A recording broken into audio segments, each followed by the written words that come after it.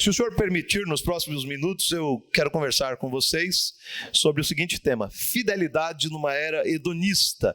E antes de qualquer coisa, é necessário pelo menos definir hedonismo. A palavra hedonismo é um substantivo masculino que significa busca excessiva do prazer como bem supremo.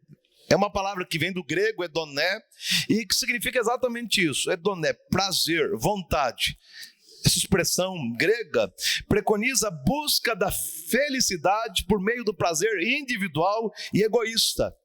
E o ser humano, em todas as épocas, aplicou conceitos distintivos à fidelidade ou à felicidade e ao prazer. O importante é ser feliz, não importa o preço a pagar, o importante é que o prazer seja satisfeito. Isso é o que a nossa sociedade diz. Lembro-me de um jovem da igreja que pastoreei, que me procurou e disse: pastor, eu estou na iminência de me divorciar da minha esposa, e eu tentei aconselhá-lo e tentei conversar para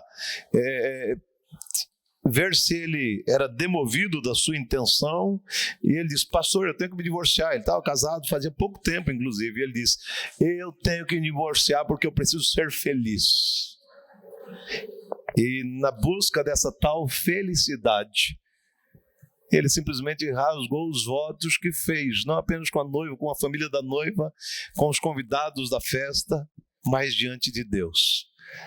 Por causa da busca dessa tal felicidade, desse tal prazer, nós temos rasgado princípios eternos e brincado com o pecado, afrontado Deus Santo.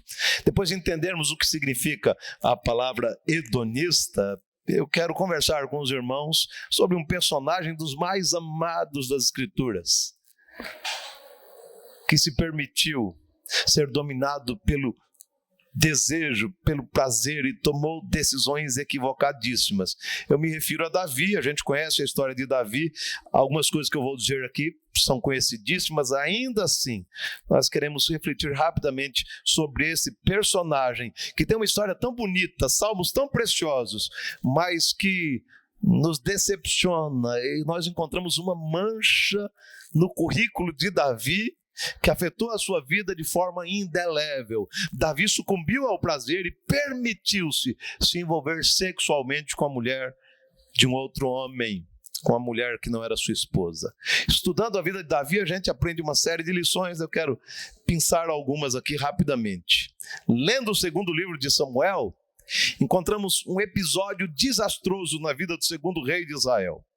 De acordo com o cronista, Davi deu alguns passos na busca por satisfazer os desejos do seu coração malicioso, e ele não percebeu, mas os passos o levaram paulatinamente ao fundo do poço. Naquela primavera, e assim que o capítulo 11 de 2 Samuel começa, era tempo em que os reis saíam à guerra, e Davi, na casa dos seus 50 anos de idade, um guerreiro vitorioso, um guerreiro experiente, decidiu não ir para o campo de batalha, decidiu permanecer no seu palácio. Enviou Joabe e as tropas de Israel para o campo de batalha contra os amonitas. E segundo o cronista, enquanto ele estava no seu palácio, enquanto estava na sua casa, numa tarde, depois de ter acordado, depois de um cochilo, ele olha pela janela e casualmente vê uma mulher se banhando, e o texto bíblico diz que ela era formosa. E eu diria para você o seguinte: ele viu acidentalmente aquela mulher se banhando, e ele poderia ter virado as costas, ter feito uma oração breve, tá amarrado em nome de Jesus, deixa eu resistir à tentação, e ter fugido da coisa. Nada disso. Ele gostou do que viu, porque a mulher era formosa, e ele quis alimentar a cobiça do seu coração. E aí você continua lendo e descobre que depois de cobiçar a mulher, Davi procurou saber quem era ela, e descobriu que era Batseba, filha de Eliã, esposa de um dos seus soldados, o heteu Urias, que estava naquele momento no campo de batalha, lutando a favor de Israel e do seu rei. E aquelas informações deveriam ter freado os instintos de Davi. Afinal de contas, ele era o líder nacional, ele era pai de família, ele era um homem casado, ele era servo de Deus. Mas tragicamente, Davi não recuou, não freou. Ele enviou mensageiros que conduziram Batseba à sua presença. E de acordo com o cronista, ele a possuiu e a dispensou. Eu tenho a impressão de que para Davi, aquele foi um simples caso. Um acidente na sua vida moral que deveria ser esquecido. No entanto, segundo a narrativa bíblica, ele foi surpreendido com uma notícia desconcertante. Batseba visitou uma farmácia, comprou o teste de gravidez, fez o teste e enviou a notícia para o rei. Davi, estou grávida. E o mundo de Davi naquele momento desmoronou. Mas é interessante que ao invés de admitir o seu pecado, ao invés de tratar com humildade o seu pecado diante do Senhor, você começa a perceber que Davi tem um plano sagaz em mente, tentando de alguma forma camuflar o seu pecado, tentando encobrir o seu pecado. Afinal de contas, ele era o rei de Israel e ele não podia ser desmascarado de forma tão constrangedora. E aí ele estabelece o seguinte: eu vou trazer Urias do campo de batalha, ele vai para casa, vai se deitar com a sua mulher, e daqui a algum tempo ninguém sabe se a criança que ela espera é dele ou de outro homem. Simples.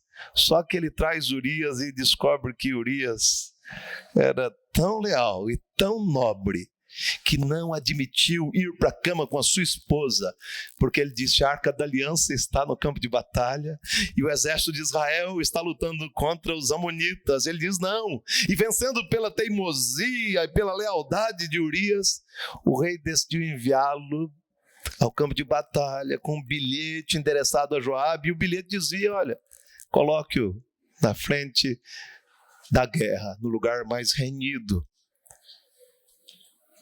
Urias não sabia, mas o bilhete que Davi enviara por intermédio dele carregava a sua sentença de morte. E Davi faz isso com uma sagacidade, porque ele quer livrar-se de Urias sem sujar a mão com sangue inocente. Urias, como a gente sabe, morreu, e passado o luto de Batseba, a gente descobre que Davi, num ato aparentemente humanitário, fez o quê?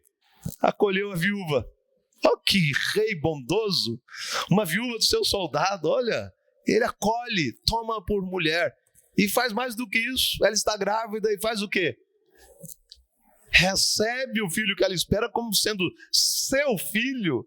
Está percebendo como Davi é malicioso, como ele tenta camuflar o pecado de todas as maneiras, ele tenta não se expor, ele faz uso de meios escusos para encobrir o seu pecado.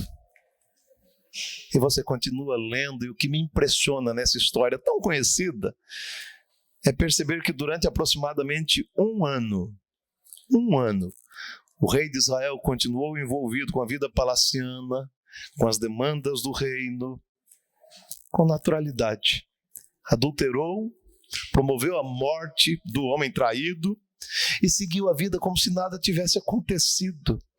Até que o Senhor enviou Natã, e a história a gente conhece. Natã confronta, conta uma parábola, a parábola de um fazendeiro rico que tenta se aproveitar de um sitiante pobre. E Davi, quando ouve a história, ele reage da seguinte maneira: juro pelo nome do Senhor que tal homem merece a morte. E aí você percebe que Davi cobiça, consuma o pecado, camufla o pecado e fica cego por causa do pecado.